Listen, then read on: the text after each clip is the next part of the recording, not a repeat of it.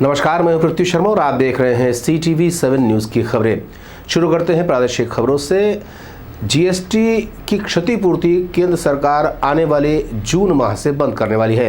इसको लेकर के प्रदेश के मुखिया भूपेश बघेल ने विभिन्न राज्यों के मुख्यमंत्री को पत्र लिख करके इस क्षतिपूर्ति को जारी रखने की मांग की है। उनका ये कहना है कि बीच में जो कोरोना काल गुजरा है उस दौरान भी काफ़ी नुकसान हुआ है। अब चूँकि जून में ये समाप्त हो जाएगा तो उत्पादक राज्यों के अर्थव्यवस्था में प्रतिकूल प्रभाव पड़ेगा। इसलिए सभी जो उत्पादक राज्य हैं उसको वहाँ के मुख्यमंत्रियों को मैंने पत्र लिखा है। और इसके पहले केंद्रीय बजट आने के पूर्व वित्त मंत्री ने जब बैठक रखी थी उसमें भी मैंने प्रमुखता से बात उठाया कि चूँकि जून में जीएसटी क्षतिपूर्ति भारत सरकार देना बंद कर देगी, ऐसे में उसकी कुछ न कुछ व्यवस्था भारत सरकार को करनी चाहिए। इसका दूरगामी परिणाम ये होगा कि जो उत्पादक राज्य हैं और उत्पादन से यदि नुकसान होता है तो फिर उन राज्यों में फिर औद्योगिक गतिविधियों पे इसका प्रतिकूल प्रभाव पड़ेगा। आखिर क्यों उद्योग लगाएंगे यहाँ? क्योंकि हम उत्पादन करेंगे, फ़ायदा दूसरे राज्यों को मिलेगा, तो फिर ऐसे में औद्योगिकरण के खिलाफ वातावरण बनेगा। तो भारत सरकार को पुनर्विचार करना चाहिए इस मामले में और 10 वर्षों के लिए ये जो क्षतिपूर्ति दे रहे थे उसे बढ़ाया जाना चाहिए। वहीं इस मामले पर नेता प्रतिपक्ष धर्मलाल कौशिक ने सवाल खड़े करते हुए कहा है कि एक तरफ तो भूपेश बघेल ये कहते हैं कि कोरोना काल के दौरान भी केंद्र सरकार से ज़्यादा अच्छी अर्थव्यवस्था छत्तीसगढ़ सरकार की रही है, तो फिर जब जीएसटी बंद हो रहा है जून में, अब इस मामले को लेकर के उन्हें इस तरह से बयानबाजी नहीं करना चाहिए। उन्होंने ये भी कहा कि प्रदेश के मुख्यमंत्री भूपेश बघेल को पत्र लिखना और कर्ज लेना ही आता है। छत्तीसगढ़ की सरकार और मुख्यमंत्री का 2 बातों में महारत हासिल है। एक तो पत्र लिखने में और दूसरा कर्ज लेने में। जिस प्रकार से जीएसटी के मामले को लेकर के अन्य प्रदेश के मुख्यमंत्री को पत्र लिखना और केंद्र के ऊपर में आरोप लगाना, वास्तविक में जब राशि नहीं मिल रही थी क्षतिपूर्ति के, उस समय उन्होंने ये रोना रोया और जब 5 वर्ष तक ये राशि मिल गई, अब उसके बाद बाकी मुख्यमंत्री को पत्र लिखना। यहाँ बड़े बड़े दावा करते हैं कि हमारी जो अर्थव्यवस्था है मजबूत है, हमारा ग्रोथ बहुत अच्छा है, कोरोना काल में भी हमको फ़र्क नहीं पड़ा, अन्य प्रदेशों से हमारी स्थिति मजबूत है, केंद्र की तुलना करते हैं कि हमारी स्थिति अच्छी है। तो जब अच्छी स्थिति है तो किस बात के लिए पत्र लिख रहे हैं? भक्त माता कर्मा के जयंती अवसर पर आज राजधानी रायपुर में विभिन्न कार्यक्रमों का आयोजन किया गया। मुख्यमंत्री भूपेश बघेल के हाथों माता कर्मा ऑडिटोरियम का भूमि पूजन किया गया। माता कर्मा के भक्त आज सुबह से ही इस कार्यक्रम में शामिल थे। साथ ही साथ अन्य क्षेत्रों में जो भी आयोजन हो रहे थे उसमें भी लोग बढ़ चढ़कर हिस्सा ले रहे थे।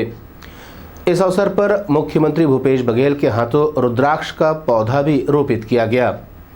मुख्यमंत्री ने मीडिया से चर्चा करते हुए प्रदेशवासियों को भक्त माता कर्मा के जयंती की शुभकामनाएं दी गई। भक्त माता कर्मा धाम में यहाँ पिछले 7 दिन से यहाँ भागवत का आयोजन और कल कर्मा जयंती, उसकी पूर्व संध्या में यहाँ के भक्त माता कर्मा के दर्शन और रुद्राक्ष के वृक्षारोपण का कार्यक्रम आयोजित था और उसमें सभी साहू समाज के पदाधिकारी बढ़ चढ़कर हिस्सा ले रहे हैं। और कल कर्मा जयंती है और छत्तीसगढ़ शासन ने कर्मा जयंती में अवकाश घोषित किया है।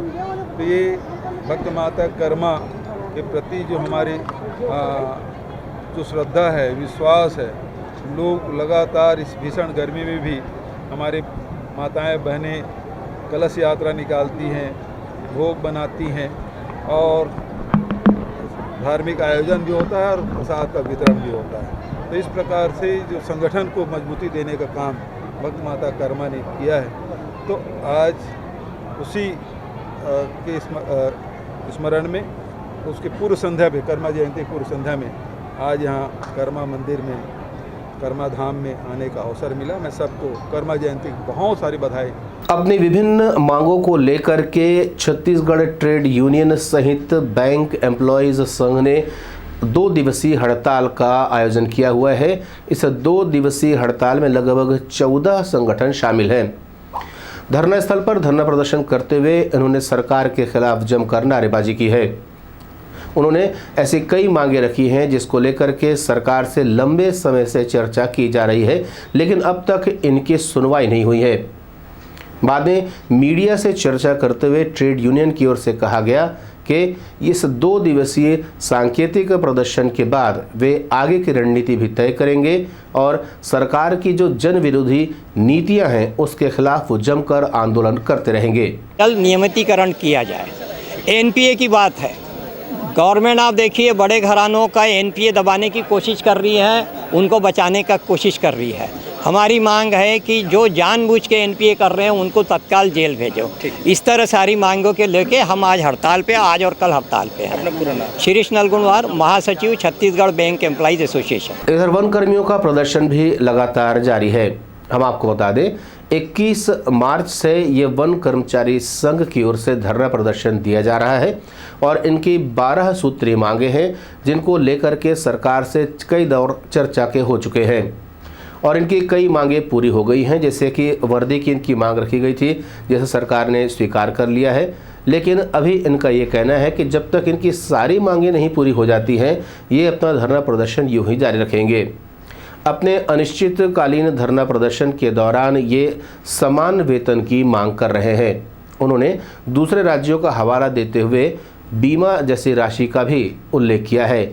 उनका कहना है कि दूसरे राज्यों की तुलना में छत्तीसगढ़ में वन कर्मियों को सुविधाएं कम मिल रही हैं। उन्होंने वेतन सुधार की मांग भी की है और सेटअप के पुनर्निर्धारित करने पर भी जोर दिया है। इनका कहना है कि इनके अंदर 6 से 7 बीट दे दी जाती है जिससे इनके ऊपर काम का बोझ बढ़ जाता है। पदनाम को लेकर के भी इनकी मांगे बनी हुई हैं। उन्होंने मीडिया से चर्चा करते हुए अपनी मांगे बताई। हम यहाँ दिनांक 21 मार्च 2022 से अपनी 12 सूत्री मांगों को लेके अनिश्चितकालीन हड़ताल पर बैठे हुए हैं और हमारी मुख्य मांगे हैं ग्रेड पे वेतन सुधार करना। अन्य राज्यों में जैसे हमें हमारे वन कर्मचारी है उनको सम्मानजनक जो वेतन दिया जाता है वैसा वेतन हमें भी प्रदान किया जाए। इसके अलावा हमारी दूसरी मुख्य मांग है 27-50, 30-50 को वेतन जो है उसको 2003 से लागू करना, क्योंकि ये 2013 से लागू किया गया है। इससे हमारे साथी भाइयों की 2 से 3 लाख 4 लाख तक की रिकवरी हो जाती है जो बहुत ही अनुचित है और न्यायोचित नहीं है। इसके अलावा एक हमारी मुख्य मांग है सेटअप पुनर्निर्धारित करना।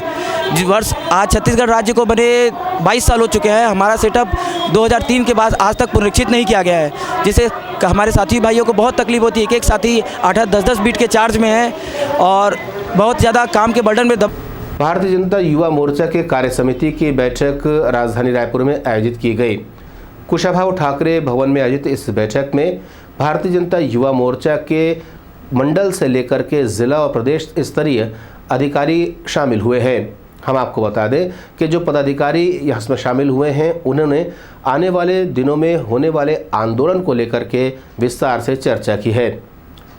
भारतीय जनता युवा मोर्चा के नेताओं का कहना है कि प्रदेश सरकार द्वारा तैयार की जा रही नीतियां प्रदेश के युवाओं के खिलाफ है और युवाओं के विकास में बाधक बन रही हैं। ऐसी परिस्थिति में ऐसी योजना जो कि युवाओं के विरुद्ध बन रही है उसका मंडल स्तर से लेकर के प्रदेश स्तर तक विरोध किया जाएगा। इसके अलावा सरकार की उन नीतियों का भी विरोध किया जाएगा जिससे राज्य को नुकसान हो रहा है। उन्होंने मीडिया से चर्चा करते हुए बताया कि अभी आंदोलन की रूपरेखा तैयार की जा रही है और ये प्रदर्शन मंडल में भी किया जाएगा, जिला स्तर में भी किया जाएगा और एक व्यापक प्रदर्शन राज्य स्तरीय भी किया जाएगा। आज प्रदेश की पूरे भारतीय जनता युवा मोर्चा की प्रदेश कार्य समिति की बैठक है और इस बैठक में एक नया एजेंडा हम तय करके आगामी जो है कार्य योजना को आज इस बैठक में इम्प्लीमेंट करेंगे और एक सरकार के खिलाफ जो नया आंदोलन पार्टी प्रदेश के संगठन से हमें प्राप्त हुआ उस आंदोलन को इस बैठक में हम अभी विस्तार देने वाले हैं। इसके बाद जो क्रमबद्ध जो आंदोलन है वो सारे जिलों में मंडल स्तर से चालू होकर विधानसभा तक के, विधानसभा से जिला और जिला के बाद रायपुर राजधानी में एक बड़ा प्रदर्शन करने की भारतीय जनता युवा मोर्चा की तैयारी है। उस संदर्भ को लेकर आज की ये बैठक प्रदेश कार्य समिति की द्वितीय बैठक आज आहूत की। 23वीं सब जूनियर फेंसिंग प्रतियोगिता यानी तलवारबाजी की प्रतियोगिता राजधानी रायपुर में आयोजित की जा रही है, जिसमें देश भर से तलवारबाज जुटे हुए हैं। इसमें छत्तीसगढ़ का प्रदर्शन हालांकि उतना बेहतर नहीं है, वहीं मणिपुर से आए हुए तलवारबाजों का प्रदर्शन जोरदार रहा, जिन्होंने दर्शकों की खूब तालियां बटोरी है। यहां पर अलग अलग वर्गों में इनामों की घोषणा भी की जा रही है। एक निजी होटल में इन खिलाड़ियों के द्वारा प्रदर्शन किया गया और अपने अपने राज्य का प्रतिनिधित्व दिखाया गया। राष्ट्रीय सब फेंसिंग प्रतियोगिता में बच्चों में एक अलग उत्साह देखने को मिल रहा है। CTV 7 की खबरों में फिलहाल इतना ही। नए नए समाचारों के साथ आपसे फिर होगी मुलाकात। तब तक देनुमति, नमस्कार।